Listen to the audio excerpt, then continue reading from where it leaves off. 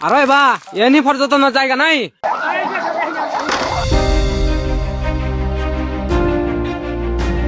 সবুজ পাহাড়, মেঘের উড়াউড়ি আর চোখ জোড়ানো প্রকৃতি। আপাত দৃষ্টিতে শান্ত এ পার্বত্য চট্টগ্রাম কি ভেতরে ভেতরে এক চরম অশান্তির আগ্নেয়গিরি?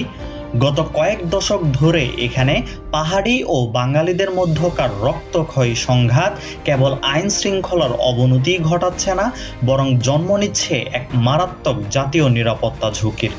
কিন্তু সবচেয়ে বড় প্রশ্ন, পার্বত্য চট্টগ্রাম কি সত্যি বাংলাদেশ থেকে আলাদা হয়ে স্বাধীন জুমল্যান্ড গঠন করতে চায়?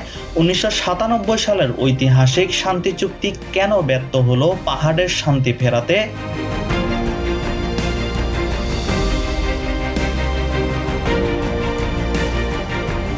পার্বত্য চট্টগ্রামের মূল বিতর্কের শুরুটা হয় একটি শব্দ নিয়ে। তারা কি উপজাতি নাকি আদিবাসী? বাংলাদেশের সংবিধানের 23 ক অনুচ্ছেদ অনুযায়ী রাষ্ট্র তাদের উপজাতি, ক্ষুদ্র জাতিসত্তা ও নৃগোষ্ঠী হিসেবে স্বীকৃতি দিয়েছে। সংবিধানে কোথাও আদিবাসী শব্দটির উল্লেখ নেই। প্রত্নতাত্ত্বিক গবেষণা বলছে প্রায় 4000 বছর ধরে এই ভূখণ্ডে মূলত বাঙালিরাই বৃহৎ পরিসরে বসবাস করে আসছে। অন্যদিকে পার্বত্য অঞ্চলের অধিকাংশ ক্ষুদ্র নৃগোষ্ঠী মঙ্গোলীয় বংশোদ্ভূত। 16, 17 এবং 18 শতকে তারা প্রতিবেশী ভারত ও মিয়ানমার থেকে এসে এই অঞ্চলে বসতি স্থাপন শুরু করে। এমনকি তাদের আদিনিবাস ভারত বা মিয়ানমারেও তাদের আদিবাসী স্বীকৃতি দেওয়া হয়নি। তবে পাহাড়ি গোষ্ঠীগুলোর দাবি তারাই এই ভূমির প্রকৃত আদিবাসী এবং এর উপর কেবল তাদেরই অধিকার রয়েছে।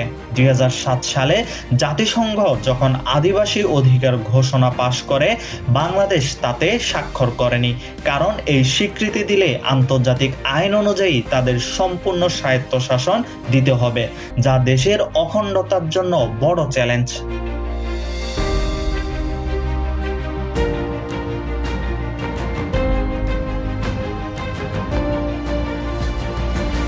এই বিরোধের মূল কিন্তু লুকিয়ে আছে ইতিহাসে। 1971 সালে বাংলাদেশের স্বাধীনতা যুদ্ধের সময় বৃহত্তম উপজাতি চাকমাদের তৎকালীন রাজা ত্রিদিব রায় পাকিস্তানের পক্ষে অবস্থান নেন, যা একটি বড় বিতর্ক তৈরি করে। স্বাধীনতার পর পাহাড়ি প্রতিনিধি দল যখন বঙ্গবন্ধু শেখ মুজিবুর রহমানের সাথে দেখা করে, তখন তাদের বাঙালি জাতীয়তাবাদ মেনে নেওয়ার কথা বলা হয়, কিন্তু পাহাড়ি গোষ্ঠীগুলো তা মেনে নিতে পারেনি। এর প্রতিবাদে 1973 সালে মানবেন্দ্র নারায়ণ লারমার নেতৃত্বে গঠিত হয় পার্বত্য চট্টগ্রাম জনসংহতি সমিতি বা জেএসএস। আর 1975 সালে জন্ম নেয় তাদের সশস্ত্র শাখা শান্তি বাহিনী। 1977 সালে শান্তি বাহিনী বাংলাদেশ সেনাবাহিনীর উপর প্রথম সশস্ত্র আক্রমণ চালায়। এরপর প্রেসিডেন্ট জিয়াউর রহমানের আমলে দেশের বিভিন্ন অঞ্চল থেকে লাখো ভূমিহীন বাঙালিকে পাহাড়ে পুনর্বাসন করা হয়, যাদের পাহাড়িরা সেটেলার বলে আক্ষরিক অর্থেই শত্রু ভাবে। পাহাড়ের মূল দাবি এই বাঙালিদের হটিয়ে ভূমি ফেরত দেওয়া, আর বাঙালিদের দাবি তাদের কাছে বৈধ কাগজপত্র রয়েছে। এই ভূমি বিরোধেই আজ পর্যন্ত সংকটের মূল কেন্দ্রবিন্দু।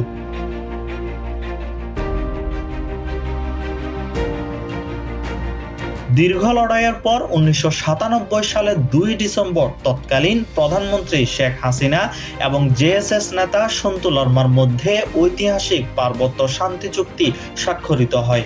আঞ্চলিক পরিষদ গঠন, সেনা ক্যাম্প প্রত্যাহার এবং ভূমির অধিকার ফেরানোর কথা বলা হলেও এই চুক্তি পাহাড়ে এক নতুন জটিলতার জন্ম দেয়। বাঙালিদের অভিযোগ, এই চুক্তির পর তারা পাহাড়ে জমি কেনার অধিকার হারিয়েছে, দ্বিতীয় শ্রেণীর নাগরিকে পরিণত হয়েছে। অন্যদিকে পাহাড়ের তরুণদের একটি অংশ এই চুক্তিকে মেনে নেয়নি। 1998 সালে সন্তু লারমার নেতৃত্বকে অস্বীকার করে গঠিত হয় চরমপন্থী দল ইউপিডিএফ। বর্তমানে পাহাড়ে জেএসএস ও ইউপিডিএফ উভয় দলেই আবার 2 ভাগে বিভক্ত। এই 4 দলের মধ্যকার চাঁদাবাজি, আধিপত্য বিস্তার আর প্রতিশোধের রাজনীতিতে পাহাড় এখন এক রক্তাক্ত জনপদ। স্থানীয়দের অভিযোগ, নিরাপত্তা বাহিনী এখানে ডিভাইড অ্যান্ড রুল নীতিতে চলছে, যদিও সেনাবাহিনী তা অস্বীকার করে বলছে তারা কেবল অপরাধ দমনে কাজ করছে।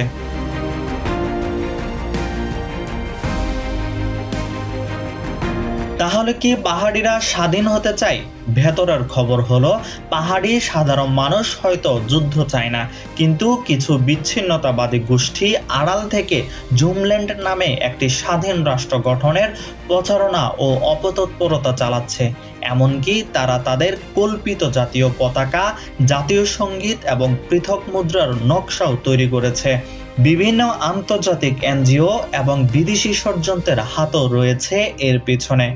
সাধারণ পাহাড়িদের মূল চাওয়া বাঙালি এবং সামরিক বাহিনীর অপসারণ, কিন্তু নিরাপত্তা বিশ্লেষকদের মতে সেনাবাহিনী যদি আজ পাহাড় থেকে প্রত্যাহার করা হয়, তবে কোনো বাহ্যিক শক্তি ছাড়াই সশস্ত্র গোষ্ঠীগুলো নিজেদের ভেতরের কোন্দলে পুরো পার্বত্য অঞ্চলকে এক রক্তগঙ্গা ও চরম বিশৃঙ্খলার দিকে ঠেলে দেবে।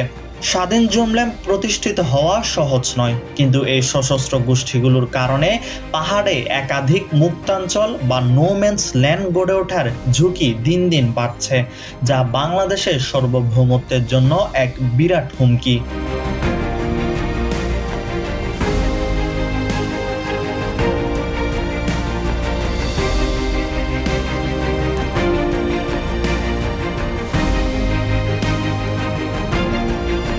আপনার কি মনে হয়, পার্বত্য চট্টগ্রামে স্থায়ী শান্তি ফেরাতে সরকারের এখন ঠিক কী পদক্ষেপ নেওয়া উচিত? কমেন্ট করে আপনার মূল্যবান মতামত জানান।